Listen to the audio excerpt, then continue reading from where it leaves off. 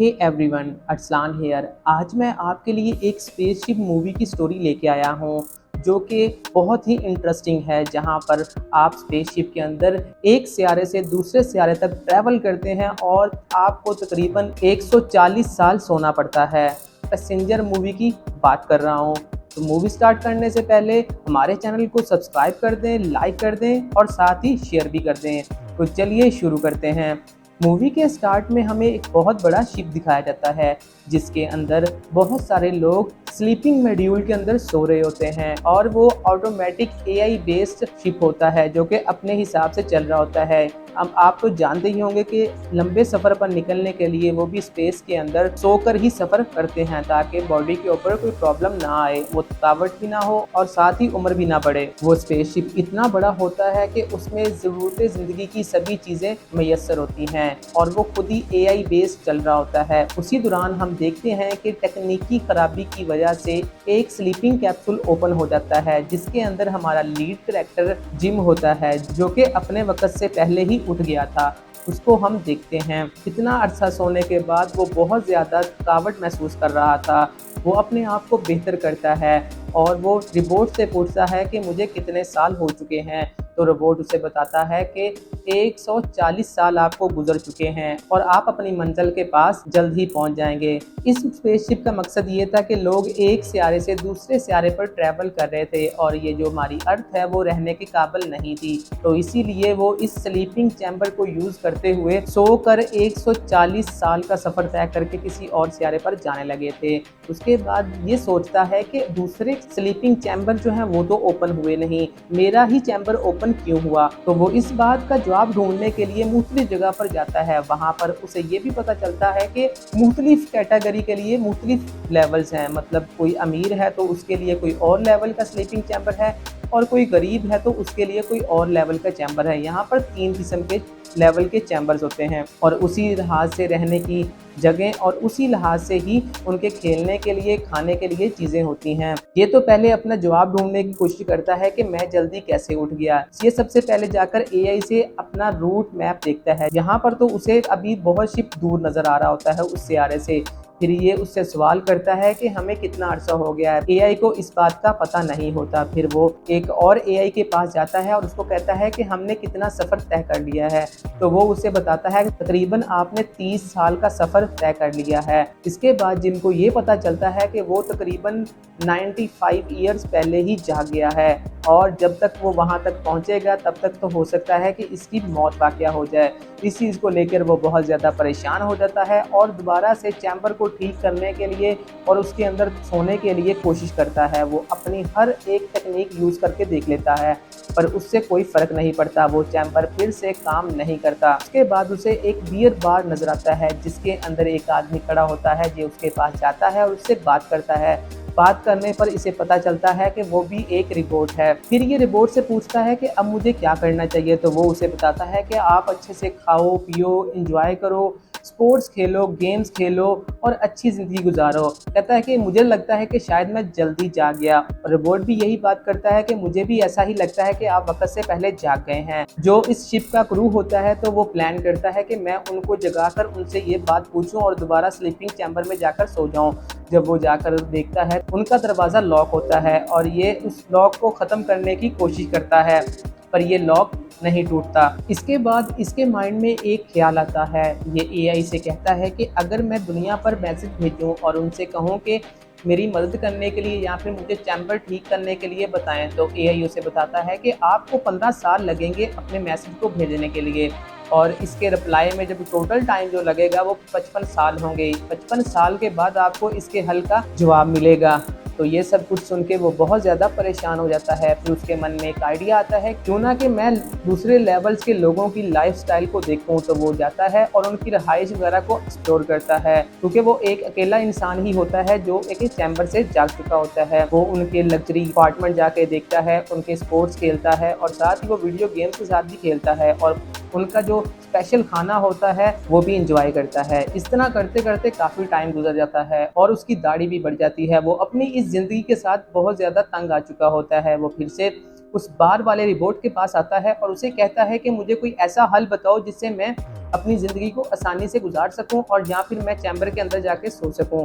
तो वो कहता है कि आपका अकेलापन तो कोई दूसरा इंसान ही पूरा कर सकता है। तो वो गुस्से से जाता है चैम्बर रूम्स में, जहाँ पर सभी लोग अपने चैम्बर्स के अंदर सो रहे होते हैं। तो वो गुस्से से एक बोतल को नीचे फेंकता है और चीखना चिल्लाना शुरू कर देता है, और वहाँ से जब भागता है तो उसका पाँव अपनी ही फेंकी हुई बोतल पर आ जाता है, जिसकी वजह से स्लिप होने की वजह से वो नीचे गिरता है। तभी उसकी नज़र एक ऐसे चैम्बर पर पड़ती है जहाँ पर एक लड़की होती है। उसके माइंड में एक आइडिया आता है, वो उस आइडिया को लेकर उसी रिपोर्ट के पास जाता है और उसे कहता है कि मेरा दिल करता है मैं उस लड़की को जगा दूं, जिससे मुझे पार्टनर भी मिल जाएगा और मैं मेरी ज़िंदगी भी आसानी से आगे गुजर जाएगी, क्योंकि मैं 90 साल तक इस शिप के अंदर जीने वाला हूँ और 90 के साल के बाद पता नहीं क्या होगा, मेरी तो उम्र ही खत्म हो जाएगी। तो वो रोबोट उसको जगाने से मना करता है, क्योंकि वो कहता है कि ये गलत हो जाएगा, तुम अपने साथ उस लड़की की ज़िंदगी भी बर्बाद कर दोगे। पर इस चीज़ को काफ़ी दिन जिम सोचता रहता है, पर वो मिलाकर जाकर उसका चैम्बर ओपन कर देता है। जैसे ही उसको होश आने वाला होता है वो उससे पहले ही वहां से भाग जाता है, ताकि लड़की को ऐसा लगे कि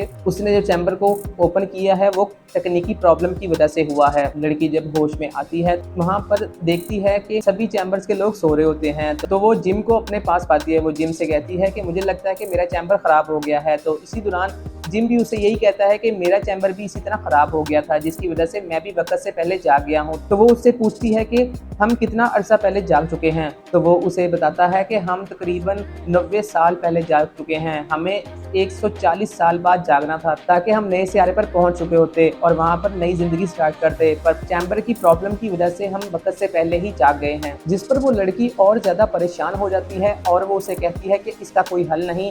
तो वो कहता है इसका कोई हल नहीं है, मैंने सभी कुछ ट्राई करके देखा है, इस प्रोसेस को पूरा करने के लिए हमें धरती पर होना जरूरी है, पर अब हम खला में है तो हम ये प्रोसेस नहीं कर सकते। जिस पर वो और ज्यादा परेशान हो जाती है और वो फिर से कोशिश करती है, जैसे जिम ने कोशिश की वैसे ही वो सभी कोशिश करती है, पर वो नाकाम रहती है।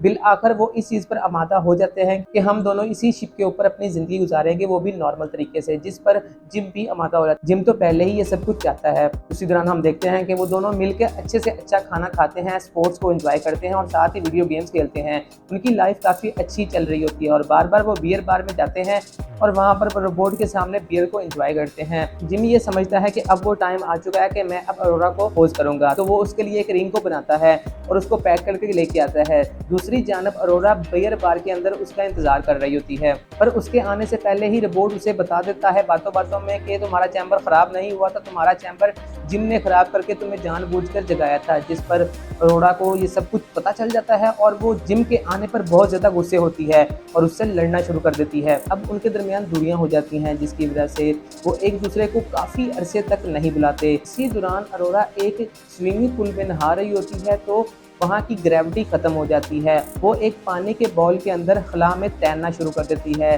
जिसकी वजह से उसका सांस रुक जाता है और जब वो ग्रेविटी नॉर्मल होती है तो वो नीचे गिर जाती है। वहाँ पर जिम आकर उसको बचाता है। वो दोनों डिसाइड करते हैं कि चाहे जो भी हुआ अब हमें जिंदगी साथ ही गुजारनी चाहिए, पर वो एक दूसरे से वैसे बात नहीं करते। उसी दौरान उनको पता चलता है कि उनके स्पेसशिप में कहीं प्रॉब्लम हो गई है, जिसकी वजह से उनके स्पेसशिप के अंदर हीट बढ़ना शुरू हो गई है। अभी ये सोच ही रहे होते हैं, उसी दौरान उन्हें किसी आदमी की आवाज़ आती है कि ये मेरे शिप के अंदर प्लांट किसने लगाया। जब ये जाकर देखते हैं तो वो शिप का कोच होता है, जिससे मिलने के बाद ये सारी उनको बात बताते हैं। कोच की तबीयत काफ़ी ज़्यादा ख़राब होती है और कोच के पास हर दरवाजे की एक्सेस भी होती है कि उस दौरान वो कहीं पर भी जा सकते हैं। कोच उन्हें बताता है कि ये ऐसा नहीं हो सकता, ये इस तरह का बनाया गया है कि बिना प्रॉब्लम के कभी भी चैम्बर नहीं ओपन होता। इसका मतलब ये है कि जहाज़ के अंदर कोई प्रॉब्लम है तो उस प्रॉब्लम को हमें सॉल्व करना चाहिए। अभी वो बात कर ही रहा होता है, उसकी तबीयत ख़राब हो जाती है और उसे वो एक ट्रीटमेंट चैम्बर के अंदर लिटा देते हैं। वहाँ पर उन्हें पता चलता है कि उसकी ज़िंदगी तो बहुत कम है, उसने चंद घंटों बाद मर जाना है। तो वो मरने से पहले उन्हें अपनी आईडी भी दे देता है और सभी कामों के लिए एक्सेस भी दे देता है और उन्हें कहता है कि अगर तुमने इस शिप को ना बचाया तो ये जितने भी लोग सो रहे हैं चैम्बर्स के अंदर वो उस सियारे पर पहुंचने से पहले ही मर जाएंगे और जिसकी वजह से इंसानों का वजूद ही खत्म हो जाएगा। वो दोनों इसकी बात को सीरियस लेते हैं और साथ ही वो डिसाइड करते हैं कि अब वो दोनों एक दूसरे की मदद करेंगे। अभी ये सोच ही रहे होते हैं तो उनके अंदर मुख्तलिफ धमाके होने शुरू हो जाते हैं। एक बहुत बड़ा होल हो जाता है जिसके जरिए बहुत ज़्यादा गर्मी शिप के अंदर आ जाती है और ऑक्सीजन भी लीक होना शुरू हो जाता है, जिसकी वजह से ग्रेविटी भी सारी डिस्टर्ब हो जाती है। तब ये डिसाइड करते हैं और उस की से एक्सेस लेकर उस जगह पर पहुंचते हैं जहाँ पर ये होल हुआ होता है। जिम स्पेस सूट पहन लेता है और वो डिसाइड करता है कि वो बाहर जाकर मेन दरवाजे को खोलकर इस हीट को बाहर निकाल देंगे, जिससे से वो अंदर वाले दरवाजे को लॉक कर देंगे और उसे को भी बंद कर देंगे जहाँ पर वो सुराख हुआ है, और इस शिप को बचा लेंगे ताकि दूसरे लोग भी बच सकें। ये इसी प्लान पर काम करते हैं और वो सूट पहनकर बाहर जाता है, पर उस दौरान उन्हें ये पता चलता है कि उनके अंदर वाले दरवाजे का जो लीवर है वो अरोरा से बंद नहीं हो रहा था, वो अटक जाता है। उस दौरान उनके पास बहुत कम टाइम होता है कि अंदर से हीट को निकालने का। अगर वो हीट ना निकाल तो वो शिप तबाह हो जाना था। वहां पर बड़ी मुश्किल से अरोरा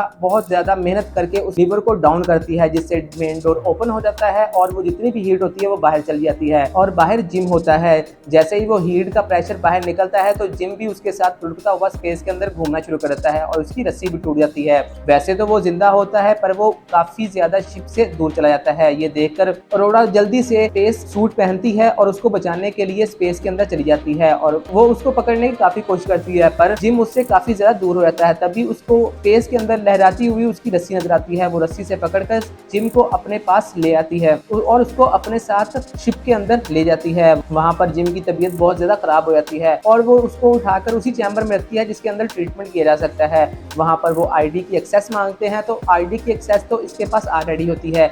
ये एक्सेस देने के बाद सभी ट्रीटमेंट को चालू कर देती है, जिससे जिम की जिंदगी बच जाती है और वो जिम से वादा करती है कि मैं उसका साथ कभी नहीं छोड़ूंगी, और वो 90 साल उसी के साथ गुजारने पर आमादा हो जाती है। और इस तरह वो दोनों एक दूसरे को प्रपोज करते हैं और शादी कर लेते हैं। अरोरा वैसे भी एक बुक राइटर होती है, वो अपनी जिंदगी के 90 साल की स्टोरी भी साथ साथ लिखती रहती है ताकि जब लोग शिप के अंदर उठेंगे तो उनको वो मेरी बुक मिलेगी। और इसी तरह वक्त गुजर जाता है और उनकी जिंदगी खत्म हो जाती है। जब ये शिप अपने मकाम पर पहुंचता है तो सभी लोग जब उठते हैं तो वो देखते हैं शिप के अंदर बहुत बड़े बड़े दरख्त लगे होते हैं और वो का माहौल कम और जंगल का माहौल ज्यादा नजर आ रहा होता है। ये इन दोनों ने अपनी जिंदगी गुजारने के लिए अपने लिए चीजें बनाई होती हैं। उनकी बुक मिलती है जिसके अंदर उन्होंने अपनी जिंदगी की सारी स्टोरी लिखी होती है ताकि वो बुक को बाद में शाया कर सके। ये एक बेहतरीन मूवी थी जो कि अपने इख्तिताम को पहुंचती है। इस तरह की मजीद वीडियो को देखने के लिए हमारे चैनल को सब्सक्राइब करें, साथ लगे हुए बेल आइकन को भी दबा दें और लाइक लाजमी कर दीजिएगा।